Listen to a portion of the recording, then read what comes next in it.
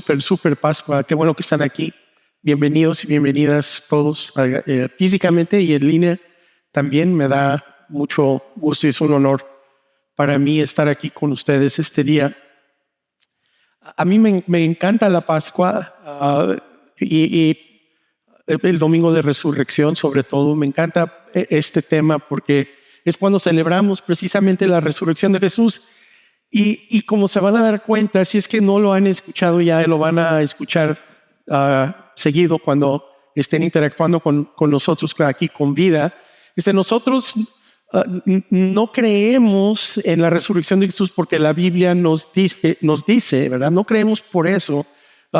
Es al contrario. De hecho, nosotros creemos que tenemos una Biblia porque hubo una resurrección. Sin una resurrección, la realidad es que no habría Biblia, no hubiera habido Biblia, no habría iglesia y pues yo no tendría no estaría yo aquí en este lugar, ¿verdad?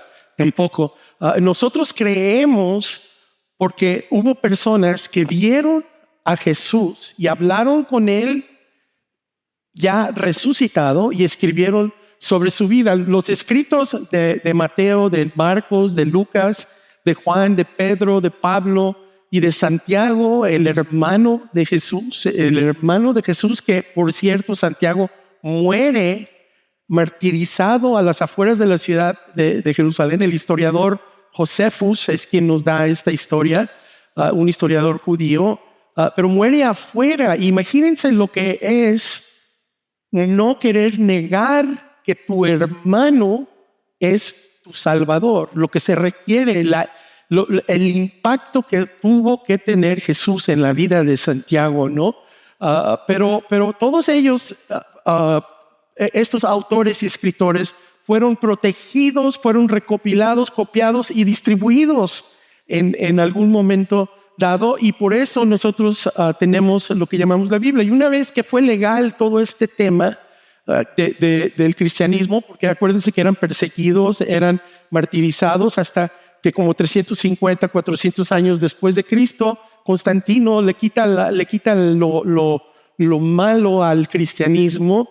Y una vez que fue legal, los escritos de estas personas se ensamblaron y se agregaron a las escrituras hebreas y juntas estas conforman nuestra Biblia. Pero el cristianismo definitivamente no fue lanzado por la Biblia. Y la realidad es que nosotros hoy celebramos este evento que estamos celebrando. Este es el que lanzó al cristianismo, la resurrección de Jesús. Los hombres que fueron testigos oculares de esta historia, de la historia de Jesús, y la documentaron, ellos fueron tan honestos que cuando ellos escriben acerca de la muerte de Jesús, ellos esperaban que Jesús hiciera lo que los muertos normalmente hacen, ¿verdad? ¿Y qué es lo que hacen los muertos? Ellos permanecen muertos, no resucitan. Y cuando visitaron su tumba, nadie esperaba que no hubiera cuerpo. Nadie esperaba eso. De hecho, se sorprenden y hasta con temor algunos de ellos, ¿no? Pero no había cuerpo. Luego Jesús vino a verlos en cuerpo después de muerto. Y ellos difundieron esta palabra, ellos difundieron estas historias y el mundo comenzó a cambiar en base a esto que estaba sucediendo, y nunca sería lo mismo, nunca sería lo mismo. Aquí, en este día, en este momento, esto es lo que nos vamos a enfocar en los próximos minutos. Pero hay una pregunta importante que hay que hacer, ¿no? Y la pregunta es, bueno, sucedió todo esto, ¿y entonces qué? ¿Y qué con esto? ¿Verdad? ¿Qué tiene que ver todo esto contigo, tus hijos, tu futuro? ¿Qué realmente importa todo esto en el mundo real? Este tema de la Pascua, este tema de la resurrección, ¿resuelve algo? ¿Mejora algo? ¿Mejora a alguien? ¿Te mejora o te beneficia? ¿Necesitamos la Pascua? ¿Realmente la necesitamos? ¿Necesitas tú la Pascua? Y la respuesta contundente es sí, absolutamente sí. Porque la resurrección de Jesús respondió a dos preguntas importantísimas que toda persona se hace en algún momento de su vida. La primera pregunta es, ¿hay un Dios personal? ¿Habrá un Dios personal? Y la segunda pregunta es, bueno, ¿y qué significa eso para mí personalmente? ¿Qué significa? Y antes de la resurrección de Jesús, la gente antigua que se hacía estas preguntas, se preguntaba esto y ellos vagaban por el mundo buscando un contexto o una narrativa grande, una gran narrativa para poder darle sentido al mundo y a la vida.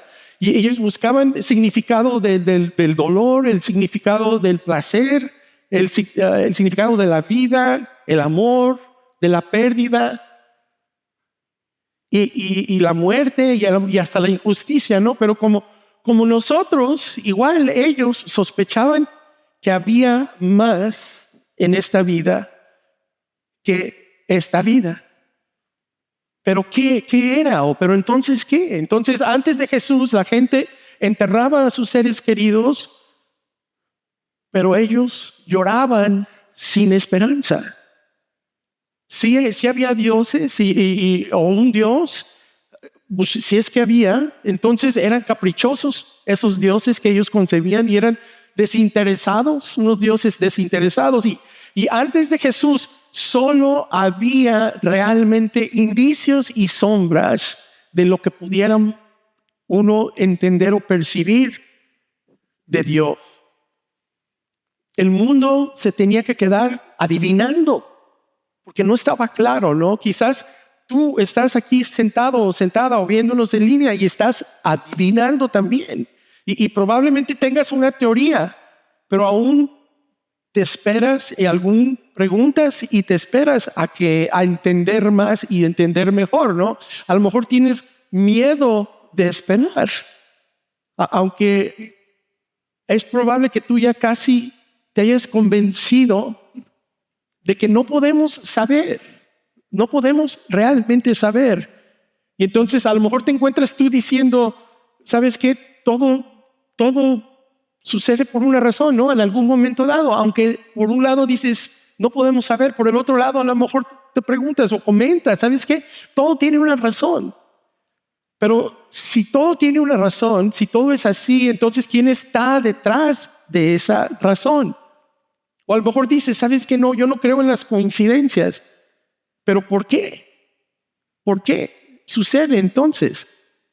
A lo mejor tú ya has concluido que todo lo que hay en esta vida es esta vida, ¿verdad? Y que cuando mueres, pues eso es todo, se acabó. A lo mejor no estás convencido de eso, no sé, ¿verdad? A lo mejor te das cuenta que la química y la biología no pueden explicar tus anhelos, no pueden explicar algunas cosas, ¿no? Y esperas y a lo mejor sospechas que hay un poquito más, hay algo más. ¿Y sabes qué? Que por eso vino Jesús. Jesús vino para clarificar y para explicar y llenar los huecos que tenía la humanidad y que teníamos nosotros y remover un poquito algo del misterio de quién le gusta a Dios, qué le gusta a Él y qué le importa. Y es por esto que la resurrección de Jesús importa, la Pascua importa. Alrededor del año 50 después de Cristo, más o menos unos 20 años después de la resurrección de Jesús, Pablo está en Atenas y está él esperando a sus amigos.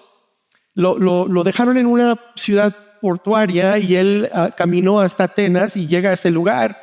Y Lucas, que lo había acompañado, nos comenta y nos escribe un poquito de lo que estaba sucediendo con Pablo. Y dice Lucas así, dice, mientras Pablo los esperaba en Atenas, le dolió en el alma ver que la ciudad estaba llena de ídolos.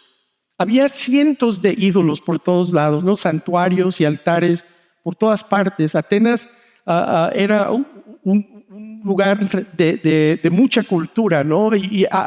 Pero había un santuario de Atenea, había uno de Zeus, había un templo para Poseidón, había templos para Demeter, para Apolo, para Hermes, para Dionisio. Y también había un templo para las 9 musas, ¿no? Un templo para el arte musical, para la música y la poesía. Pero Pablo quedó impactado porque se suponía que Atenas era la capital intelectual del mundo en ese tiempo, ¿no? Y con los mejores filósofos y pensadores del momento estaban allí en Atenas. Pero claramente, todos estos ídolos estaban ahí porque no tenían ellos respuestas, ¿no? No les proporcionaban respuestas a ellos. Y eran tan supersticiosos estos intelectuales que hacían las mismas preguntas sobre la vida que los campesinos de donde venía Pablo, ¿no? Y ellos preguntaban lo mismo que tú y yo preguntamos, lo mismo que nosotros preguntamos. No hay alguien allá afuera. ¿Quién está allá? ¿Alguien le puede dar sentido a la vida? Entonces, Pablo se da una vuelta al mercado y comienza una conversación con un grupo de filósofos y les empieza a contar sobre Jesús. Y cuando menos se da cuenta, hay una multitud alrededor de él que se reunió para escucharlo. Y la multitud comienza a comentar. Y Lucas nos dice que dice así, dice, ¿qué querrá decir este charlatán? Otros comentaban, parece que es predicador de dioses extranjeros. Y decían esto porque Pablo anunciaba las buenas noticias de Jesús, las buenas noticias de Jesús. Y voy a interrumpir, pero si tú estás aquí porque en algún momento dado te topaste con un concepto, con una religión o con un tipo de fe que no eran buenas nuevas para ti, o que a lo mejor eran malas noticias para ti, o a lo mejor te dañó o te lastimó ese concepto de fe o esa tradición de fe. Déjame decirte algo, ese no era el concepto y la forma de Jesús, ni la forma de Pablo, ni la de Pedro, ni la de ninguno de ellos, porque las de ellos eran buenas noticias, pero específicamente Pablo está hablando de las buenas noticias de Jesús y estaba predicando de la resurrección, hablando sobre la resurrección. Pablo no estaba predicando sobre las parábolas de Jesús, ni el sermón del monte, ni siquiera sobre amarnos los unos a los otros. No tenía eso en mente. Eso, si Pablo hubiera simplemente empezado a hablar de esos temas, Jesús había hecho de Jesús solamente otro pedazo de carne en el sartén, ¿no? Otro Dios más, ¿verdad? Alguien más, o otro altar que hay que construir. Pero ese no era el punto de Pablo cuando está hablando con ellos. Él lo que les está diciendo a ellos es que Jesús había venido a reemplazar todos los dioses y altares, porque Dios había hecho algo nuevo y puntual y muy específico en la vida de Jesús. Y Dios subrayó y le puso palomita de afirmación a Jesús al resucitarlo, cuando resucita a su hijo de entre los muertos, lo avala como su hijo. Pero una resurrección de un humano que afirmaba ser más que humano en su vida, ¿qué nos da eso? ¿Qué nos dice?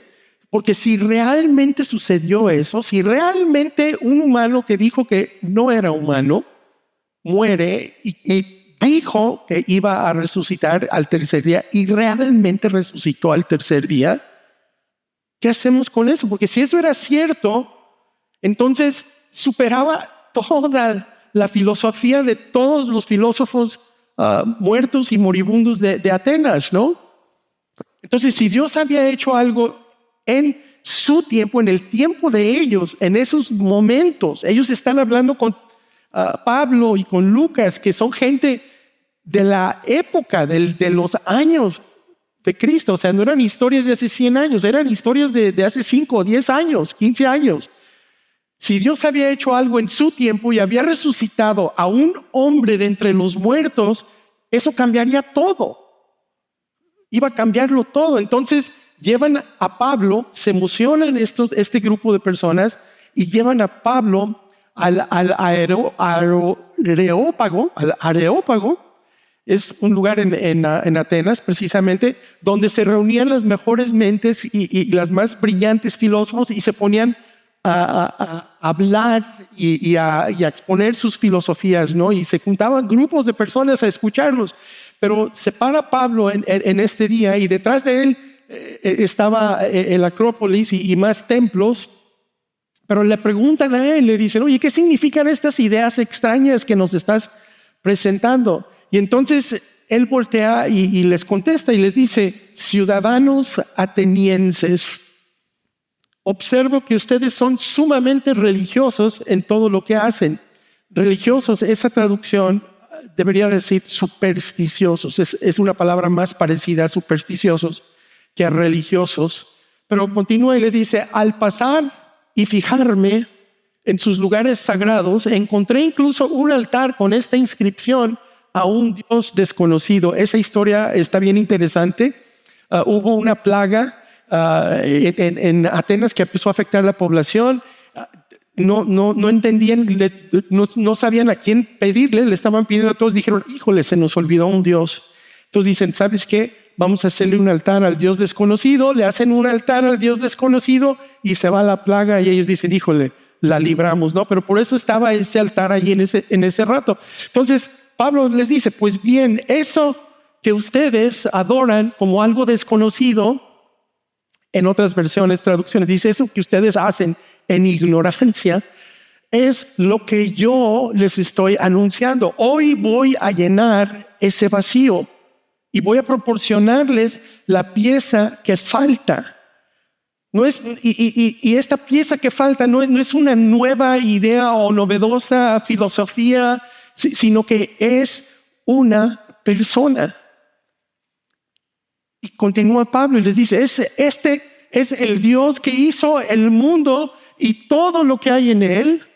Es Señor del cielo y de la tierra. No vive en templos construidos por hombres. Continúa y dice, ni se deja servir por manos humanas, como si necesitara de algo. Los días, les estaba diciendo a ellos, los días de hacer sacrificios para aplacar a los dioses ya han terminado, es lo que está anunciando Pablo. El único Dios verdadero no necesita ni de tu incienso ni de tu sangre. Por el contrario, este Dios no quita, por el contrario, este Dios es dador, es quien da a todos la vida, el aliento y todas las cosas. Y es aquí en este momento de la conversación que Pablo retoma sus raíces judías y les empieza a dar un poquito de sus raíces judías. Le dice, de un solo hombre hizo todas las naciones para que habitaran toda la tierra y determinó los periodos de su historia y las fronteras de sus territorios.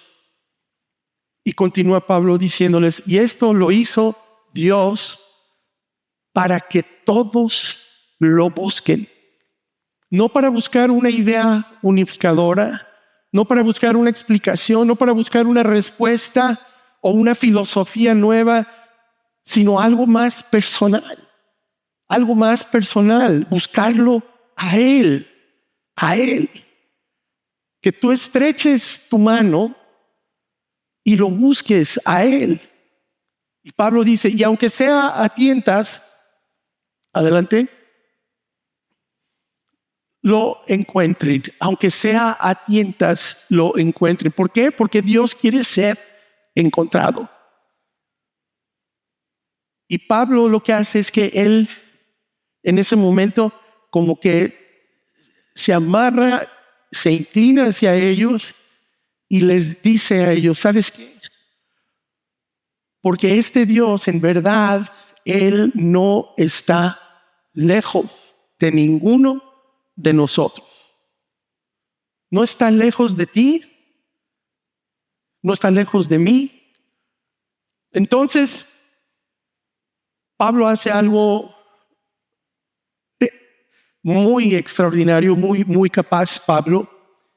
Pablo cita a uno de sus poetas locales y se dirige a la cosmovisión que ellos tenían del mundo.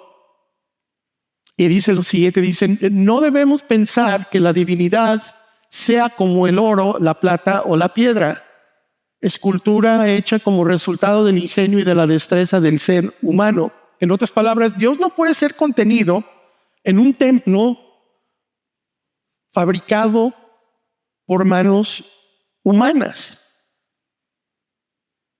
Y luego lo regaña tantito Pablo, dice, pues bien, Dios pasó por alto aquellos tiempos de tal ignorancia. Pero ahora manda a todos en todas partes que se arrepientan. ¿Qué está diciendo Pablo? No está hablando del pecado. Esto no se trata del pecado. Pablo no ha mencionado el pecado en todo el discurso. Y en griego realmente esta palabra para arrepentirse es una palabra que, como habrán o sabrán, no hablo griego con perfecto acento griego, ¿verdad? Pero es una palabra que es metanoia, y se compone de dos palabras, es de meta, que significa cambio, y noia, que significa mente. Está Pablo diciéndole, ¿sabes qué? Es hora de que adapten una nueva forma de pensar, que cambien de opinión sobre cómo funciona el mundo y los dioses, y que vean las cosas de manera diferente. ¿Por qué? Porque Dios se ha revelado a nosotros. Él ha venido y ha caminado entre nosotros. Y les dice Pablo, y Él ha fijado un día en que juzgará al mundo con justicia. En un mundo lleno de injusticia, sobre todo en aquellos tiempos, esto era una promesa enorme para ellos. Y Pablo les está diciendo que va a llegar un día en que se impartirá justicia.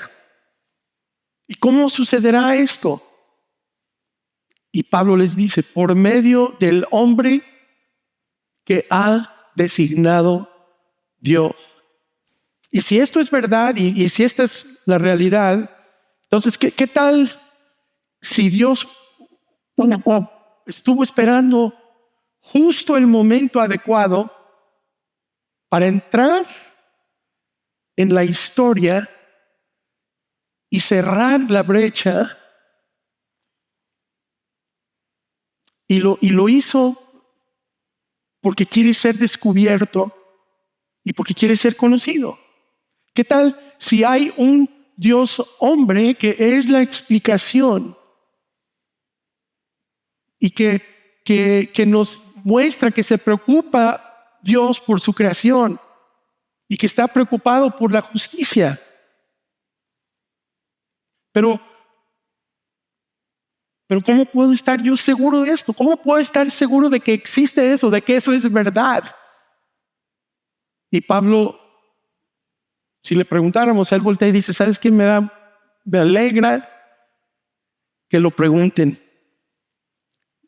Porque dice Pablo, de ello ha dado pruebas a todos al levantarlo de entre los muertos. Pablo se refiere a todos porque todos en ese día estaban vivos cuando Jesús fue resucitado de los muertos. Esa generación estaba viva cuando los testigos oculares de lo que había sucedido estaban testificando y hablando de lo que vieron, lo que ellos vivieron. La mayoría de la audiencia de Pablo estaba viva cuando Jesús fue resucitado de entre los muertos. Era un evento contemporáneo de ellos, un evento actual. Era un evento actual que validó todo lo que Jesús afirmó sobre sí mismo, validó todo lo que afirmó sobre Dios y validó lo que afirmó sobre ti y sobre mí. Porque Dios te amó tanto, que envió a su Hijo para levantar y para llevarse tu pecado, para que tú pudieras experimentar su amor, un amor loco, un amor arrebatado, un amor que no hace sentido. Y es arrebatado. ¿Por qué? Porque Dios anunció tu perdón de antemano. Independientemente de lo que tú hagas, tú vas a ser perdonado. ¿Sabes por qué? Porque Dios te ama y Él quiere unirse contigo. Él quiere tener una relación contigo. Y antes de que tú pecaras, Dios lo pagó. Y si tú solo extiendes la mano, Pablo dice que lo vas a encontrar porque no está lejos de ti. Y Dios sabía que sonaría demasiado bueno para ser verdad. Entonces, lo que Él hizo es, Él validó su afirmación resucitando a Jesús de entre los muertos. Esa fue su manera de reafirmar quién era Jesús y reafirmar que Él representaba a Dios y que Él estaba aquí para mostrarnos cómo era Dios. Entonces, ¿importa la Pascua? Sí, sí importa, porque responde a las dos preguntas con las que todos luchamos. ¿Hay un Dios personal? Sí, un Dios personal envió a su Hijo a morir por tu pecado personal. Y eso es indicación de cuánto te ama y cuánto te conoce. Esa es una buena noticia. Porque sin un Dios personal no hay esperanza, no hay propósito. Los ateos honestos dicen o dirían, ¿sabes qué? El propósito de la vida es inútil. O sea, no. Al final, esto es un vacío sin fin de existencia, sin propósito. Esto es lo que es, ¿verdad? Y yo no sé, a lo mejor has tratado de vivir tú con esta mentalidad.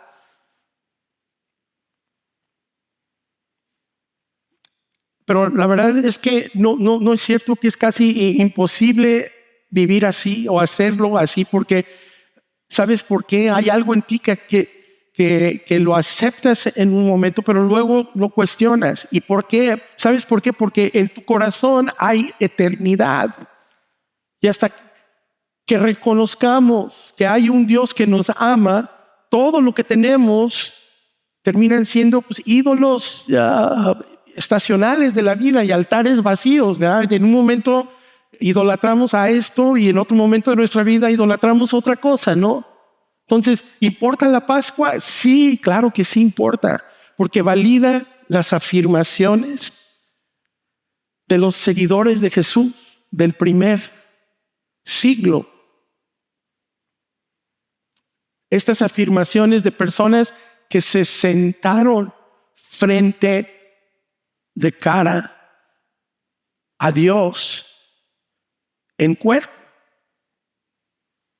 Y ellos nos dirían, si Dios en cuerpo es algo parecido a Dios, creador en el cielo, entonces déjame decirte, Dios es amor y Dios te ama. Es lo que nos dirían.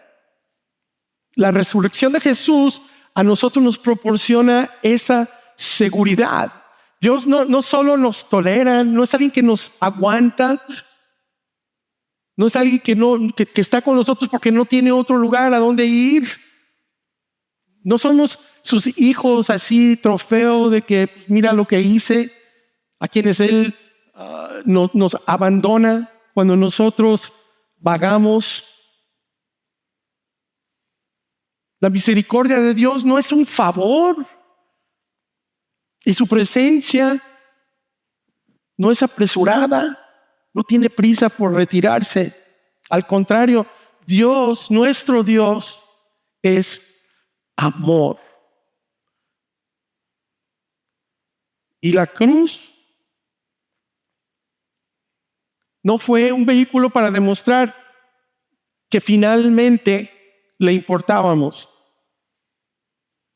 Jesús eso lo dejó bien claro. La gracia de Dios siempre estuvo allí en la historia de la humanidad. Y la aceptación de Él no nos fue retenida. O sea, Él nos aceptó. Y no hay necesidad de nosotros medirnos ni reservarnos, porque es verdad, Dios es amor. Y Él se ha revelado a sí mismo a nosotros. Y Pablo tenía toda la razón. Toda la razón. Si tú te acercas, lo vas a encontrar. ¿Y sabes por qué?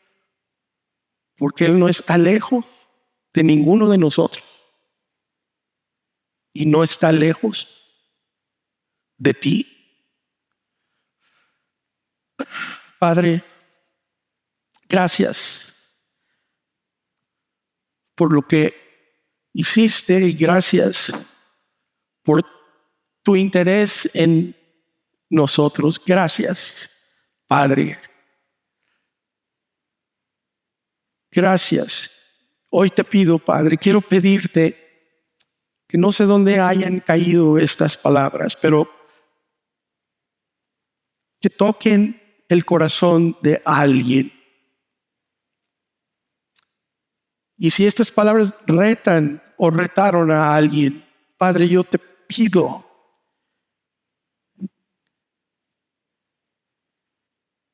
que llenes su corazón de más ganas de acercarse a ti.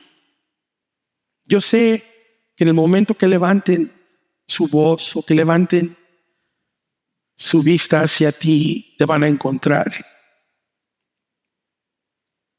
Y te voy a dar gracias por ello. Que sepan que aquí estamos nosotros en este lugar, ansiosos de caminar junto con ellos y servir a esta humanidad.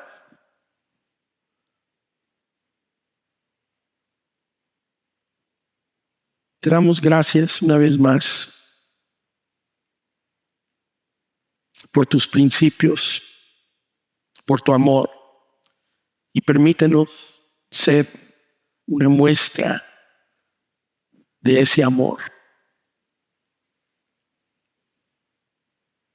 Lo hacemos en el nombre de tu Hijo Jesucristo.